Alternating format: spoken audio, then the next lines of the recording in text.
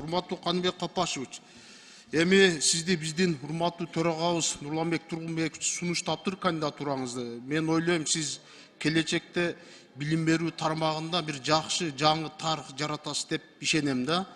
Мен биринчи суроом, келечекте латын алфавитинде өтүү боюнча сиздин оюңуз кандай? Себеби биздин кошуна мамлекеттер баары өтүп атат да.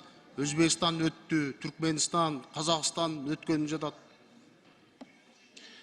Бул боюнча мен сиз менен жекече жолу жооп берейин. Буякта бир саясий моменттери бар. 96-жылы бүт түрк мамлекеттери кол койгон, ушул сиз айткан маселе боюнча, ошо өтүү боюнча.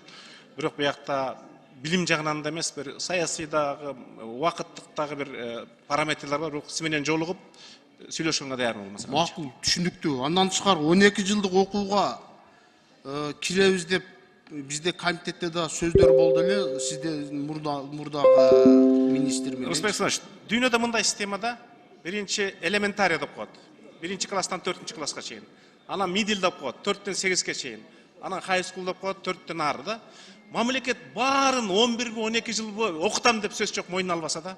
Биз орто мектепте бергенден кийин бала тандаса, профтех училищеби, лицейби, техникумбу өзүнүн тандоосуна койсок.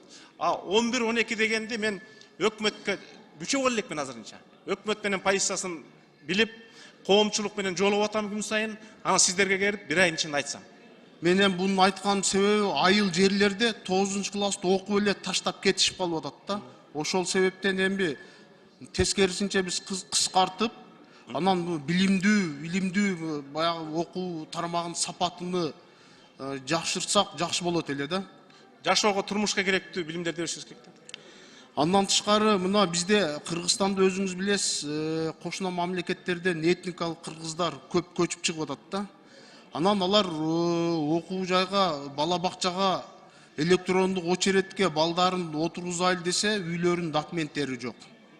Учеттору жок болуп атат. Абдан бир татаал шарттар аларга ошондой жагдайлар пайда болуп атат да. Ушуга кандай кылыш керек, кандай жардам беребиз? Бул маселе акырында чечилип атат. Сиздер кабыл алган мыйзамдын негизинде жана жерлерди новостройка легалдаштыруу башталбадыбы? Ошо менен кошо документ кошо берилет да. Бара-бара чечилет. Ошо жака да көңүл бурсаңыз жакшы болот эле. Андан тышкары мугалим статусун көтөрүш керек, мугалимдин укугуну коргош керек да. Анан бизде өзүңүз билесиз, бир мугалим бир окуучуну урушуп койсо, видеого тартып, соцсеттерге чыгарып, тепселеп, дебелеп, андан жөн койбостон жумуштан да алып чектетип коюп атат да. Мугалимди биз коргошубуз керек да. Жана бир-эки депутаттар советтик педагогиканын жакшы жактарын айтып кетти. Менин программамды айтып берет окшоймун. Бир айдын ичинде интернетте кыргыз окуучулардын жүрүш-туруш эрежеси пайда болот. Аны мектептер кабыл алгандан кийин ар мектепке илип беребиз. Экинчи документ пайда болот, кыргыз мугалимдин этикасы. Ар бир мугалим ошого макул болгудай. Бул дагы бир жардам берет деп ойлойбуз. Сиз айткан маселе жөндүү, биз аны чечишибиз керек. Рахмат. Андан тышкары мына жогорку окуу жайларга да көңүл буруш керек да.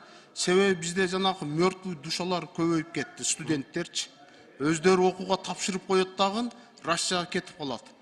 5 жылдан кийин келип диплом алат да. Ошол жака да көңүл бурсаңыздар. Анан акыркы суроом, мына Баткен областыга барып калсаңыз, суроо эмес эми сунуш иретинде. Бизде мына Кызылкая шаары менен Кадамжай районунда бир топ ашар жол менен бүткөн мектептер бар. Ошол мектептерге биз чогуу сиз менен барып көрсөк, эми мектеп куруу сиздин милдетиңиз эмес. Ушул госстройго тиешелүү мекемелерге бир сунуш берсеңиз жакшы болот эле. Мектеп, бала бакча ошону карайлы. Быйыл сөз чыккан Баткенге. Апрель айында. Областыга барганда мен да сиз менен кошулуп барам. Ишиңизге ийгилик. Рахмат.